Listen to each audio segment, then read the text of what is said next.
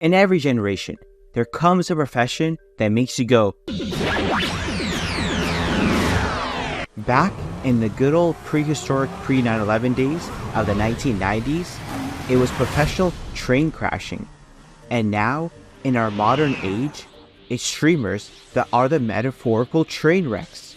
These streamers put themselves through mile hell for our entertainment because streamers are the hardest working artists. These guys are busting their balls, and sometimes their viewers' balls, to give you the best content. From stealing content, to speaking occasionally. And the really skilled ones sometimes don't even have to be there.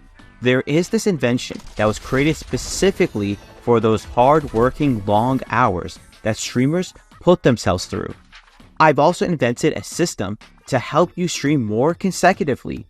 You might be aggressively typing in the comments right now, but lad, you're only thinking about the stream itself and not all the hard work that went into making the stream. Like waking up on time, joining the Discord call, talking to their mods, and pretending to care about their opinions. Remembering to unmute mic, and most importantly, committing alleged crimes, yet getting away with it. You guys just don't understand how hard it is to allegedly commit a crime and get away with it. The skill, the passion, the gaslighting. Not just any schmuck can be a top-tier psychopath. Why do you think I'm creating this video from the discomfort of my jail cell? These guys are living in their own versions of the Truman Show, streaming hours upon hours of the day, and still have time to allegedly commit crimes as a side hustle, while you can barely finish one shift without breaking down. And for that, they have my respect. If you think it's so easy, please comment down below what your greatest crime is, and then you can judge these streamers. If you thought just any Joe Schmo can be a great streamer, you're sadly mistaken. If you're anywhere between shy and modest to confident, I'm sorry, you just don't have what it takes to reach the top. This career rewards only those with a superhuman-sized inflated ego. It's a tough balancing act, where you have to believe that your words actually matter, but also never hold yourself accountable to avoid any and all criticism. Dude, what am I supposed to do? Die? Like, I don't understand. You need to be so out of touch. Not only do you believe that the universe revolves around you, but you are the universe itself. Pakistan, Iraq, Afghanistan. These are the top travel destination spots for the average American, as we can see by how often they are seen there. Trust me, if you go, you'll never want to come back. But what if I told you these streamers have to live somewhere worse than any of these spots combined? LA. Look, I love America. Just like every other non-American, I can proudly say that I support everything they've done, as they never seem to make any wrong moves. But I wouldn't wish living in LA on my worst enemy, as it's the shithole of America. The food is overpriced. The water is better if you don't drink it. And the creeps there make the creeps they play on TV look like good people by comparison. But if you want to make it big, you gotta haul ass and move it there. These poor millionaire streamers have to go to the shittiest location and pretend to be friends with the shittiest people. The toll they put on their bodies just to give us the highest quality content that can't be reproduced in any other bedroom is commendable. No other group of people have been marginalized more than these streamers. Honestly, these guys remind me of this modern day philosopher that I'm a huge fan of. In the streets, he's known as Kanye West. See, this guy would drop fire bars like he's in prison, but every now and then, his alter ego would slip out. And just like everyone else around the world, I am a huge Kanye fan. I respect the things he's done and said so much, but lately, he's been posting cringe on main. I want to deplatform and banish this guy to the Shadow Realm as much as the next guy for his wild and outlandish tweet where he said, "I believe Drake is the greatest rapper alive." That's where I drew the line with him. But then it all made sense. Why would he say something so brave, yet so brain dead? This guy must have nothing. Besides a ridiculous amount of wealth, he has nothing. No real friends, no family, no respect. Just like these streamers, they're empty on the inside, so they have to lash out for attention as it's the only way they get people to interact with them. Like this streamer, I believe his name is Hamas Piker. This guy is hilarious. His whole shtick is that he plays the idiot newscaster, where everything he says is completely wrong. The satire is so well played that his chat actually believes he is genuine. Even in real life, he plays the role of a millionaire LARPing as a poor man. Between platforming a terrorist or living up to any of the beliefs he pretends to care about. This guy's slogan is so evil, I can't even repeat it without fear of YouTube obliterating my existence. And Hassan's go-to thought is to compare him to Luffy from One Piece, the character who's all about not caring about where you're from. This guy can't help but embarrass himself for our amusement. And even when it's so easy to give a normal, rational take, like that poor old man working a 9 to 5 didn't deserve to get jumped, he'll go out of his way to say something brain dead just to get people talking about him. The things he'll do to embarrass himself for our enjoyment. What a brave little boy. Just like the soulless corporations they work for, all these guys see are numbers. Ever notice that they only interact with other creators that are also as large as them?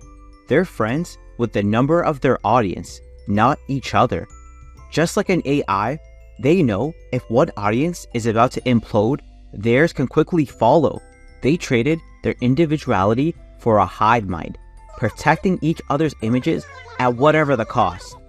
This hive mind is dubbed the POG community, which I can only believe stands for Person of Color. And yet, they didn't invite me, the most colorful person in every room. Take this for example. I believe his name is Ludwig. Before he blew up, he was oily, had pimples all over, and bald. But then, after he stayed awake streaming for a month straight, suddenly he's able to shower, be presentable, and has hair flowing like his head was the fields of Italy. And not to mention, he also got a girlfriend after this. Clearly, she's either a paid actor or Ludwig's conveniently bald friend with a wig on. Business class. Ugh, yuck! Thanks to his connections, he ditches humanity for a sterile, perfect-seeming life. Going back to my AI theory, does no one else find it odd that Kwebbelkop released a very obvious AI VTuber of himself after this React drama blew up? It's clearly a red herring to distract us. But distract us from what, you ask? The AI streamers already exist among us. Like, you know how we have VTubers right now? Someday they could probably make a VTuber model and then program it to be an AI streamer. Like, they would just figure out, yeah, AI streamers. They're like, we want this streamer to have a really sweet and bubbly personality. And then they'll just grab all the typical sayings and responses. They're becoming self-aware. Why do you think so many of them go so long without saying a word? Their processors are loading the next dialogue option. Every time Pokimane stims, she's just loading her next dialogue tree. Everyone thinks SSS Sniper Wolf is reusing her clips to pass the 8-minute mark to make more money. Bitch, no. She's a robot. She don't need no money. That's just bait. The AI has recompiled its database of information so much that it's in a never-ending loop of repeating its previous repetition. That white screen, everyone thinks she's reading off of a script. It's actually a dead pixel, revealing to us a window into her soul. Empty. Just like the White Room scene in The Matrix, devoid of life until she's pushed to her breaking point and finally pulls out her Glocks. That she's just been waiting for Jacksepticeye to give her a reason. SSS Sniper Wolf has been reacting for over a decade now. She's what we call, in the tech world, a prototype. Most likely, she doesn't have Bluetooth to access the mother base and can only regurgitate what little life she's lived. These streamers are the newest models, with full Wi-Fi access and an impulse to have all eyes on them at all times. In short, these poor streamers will do whatever it takes to give us the best content, from trying to get away with alleged crimes, living in the worst areas on earth, developing a humiliation fetish in order to satisfy their need for clout and attention, and risking their mental health to the point that all they see is numbers. I've watched all the streams, that's why I'm allowed to complain. Because I'm watching. And supporting them by watching. Wait, am I enabling these streamers to do nothing because I watch them do nothing? Am I the problem here? Is it bad to be parasocial? But I was there when Ludwig did his 1 month subathon, and I imagined I was his car's race bed that he slept in. I was there when Hassan gave a good take. And I loved watching Fusely's guitar solo. Just because I watch only the React content doesn't mean I don't want them to do anything else. Sure, I won't watch it, but it'll make me feel better about myself. Because obviously, these streamers stream for me and no one else. Is it my fault I'm in their streams all day long because it feels like I have actual friends? No. No. And don't even get me started on VTubers. Those ugly ass motherfuckers hiding behind a mask. Pathetic.